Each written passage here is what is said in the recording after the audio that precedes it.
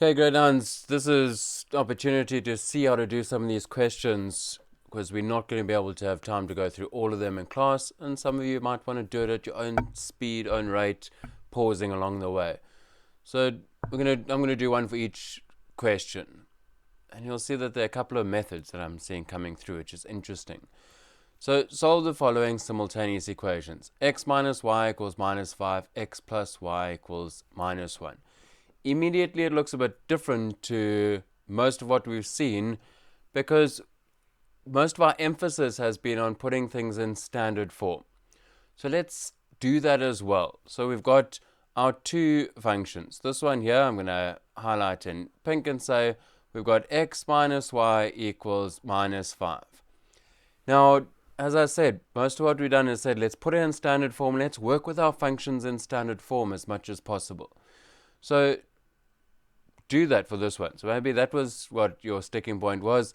So I'm going to do this in two steps and say, well, let's keep the y on the left-hand side. So let's subtract x from each side. So we can eliminate the x, and we've just got minus y, minus 5, minus x. I'm going to put the minus x first.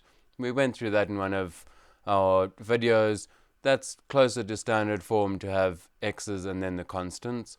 And we don't want negative y, we want positive y. Now I don't want to add y because then I'm going to have y on the right hand side and everything on the left, or 0 on the left. So let's multiply this side by minus 1. So multiply the whole thing. And what we do on one side, we do on the other. So I'm going to multiply that whole side by negative 1. So negative y times negative 1 is y. And let's stick to our colors here. Y equals multiplying by negative 1, so everything is multiplied by negative, everything kind of changes sign. Okay, so that's our one equation, and then let's do the other and say, well, let's look at this one. X plus y equals negative 1, and for this one, let's subtract x from each side as well, but then we're home free. Minus x minus 1. Now we've got them both in standard form, and we can say, well, solve simultaneously. Easiest is just to say, when is this graph equal to this graph? Now, what I did, as you know, is just drew this quickly so that we could have a picture version as well. So which graph relates to which? Which one is this pink one, and how would you know? Well, there's lots going on. There are two ways that you could see. Look at the y-intercept. Plus 5 tells us that the y-intercept is up here at 0, 5. And this bit is positive. It's a positive 1. Tells us that it's in a positive direction. And the other graph, negative 1, tells us that the y-intercept is sitting at 0, negative 1. And this negative over here is telling us that the gradient's negative, that it goes down. Like that, right? Seems to be better at drawing it the other way. I should get a ruler here. Okay, anyway, you get the point, right? Come on. Something like that. And what we're looking for when we solve simultaneously is, this is the point, as I said. What are the coordinates of that point? So all we needed to say is put the two graphs equal to each other. Put the one graph, y equals x plus 5, and put it equal to the other graph, minus x minus 1. Okay, we're going to solve this. Let's run through it quickly. I'm going to add x to both sides so that we've got x plus x is 2x. And what does that equal? Well, how about we subtract 5 from both sides so that we've got 0 on the left hand side, and the right hand side we've got negative 6. So therefore, if we divide both sides by 2, then x equals negative 3. Fits in with the picture. Now, as I said, you're not given the picture always, but I like to have the picture there ready to go. So that puts negative 3. How are we going to determine the y value? Substitute into either function. I'm going to go for this one because it looks a whole lot easier. It's a positive, there's no negative going on here. So y equals x is -3 plus 5 equals -3 plus 5 is +2. +2, that fits in with our picture. So therefore our point of intersection, nice to write it out in coordinate form, -3, +2. And there we go. That's how we're going to solve each one. Now, I'm going to add in another way of how to solve this. So another way to solve this, I've just got this ready copy-pasted here.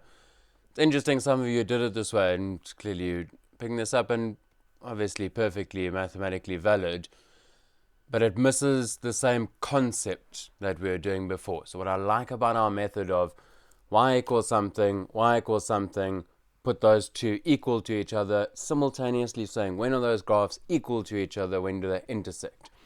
Whereas this loses that a little bit, although it's algebraically correct, conceptually correct too. So what I'm saying is, and this is another valid way of doing it. Some of you are rearranging one of your equations, so it doesn't matter which. I'm going to rearrange this one and say we rearranged it to y equals -x minus 1. We're happy with that. We turned it into standard form. Our other equation is x minus y equals -5. What you said is, well, what you can do is you can substitute and put, here's one way of writing y, so here's a y. So whenever we can see a y, we can put this in here. So we could say x minus, and then instead of writing y, we've got a new way of writing y from the other graph, minus x minus 1, and we're saying that's equal to -5. Okay, let's solve this just to show that we'll get the same. So x minus x is plus x, minus 1 is +2 equals -5. Hang on, there's something seems wrong here, doesn't it? So we've got x plus x is 2x. Is this minus x minus 1? Yeah, it is. Okay. And equals, let's -2, so -2. So 2x equals -7. Where's it gone wonky? Y equals -x minus 1, x minus y equals -5. No, where's it? Y equals -x minus 1, x minus 1. Oh, I don't know why I said +2 there. Okay. I'd like to leave these bits in, so hopefully you can spot where the error is. But something just felt wrong. Minus 1 is not +2, it's +1. So therefore, we can subtract 1 from each side, and 2x equals -6, and then divide by 2, and x equals -3, and then the rest is the same. Substitute in, and you'll get y equals whatever it equals, 2. So therefore our point's -3, 2. So it's a valid way of doing it. When you do that method, as I said, the method we've done up here really reinforces the idea you've got one graph, another graph, when are they equal to each other, so you make them equal to each other. This method, when you do it, try and keep it simple. So you sometimes end up doing it and you get all these awful fractions, so choose an easier one to do it. But it's a valid way of doing it.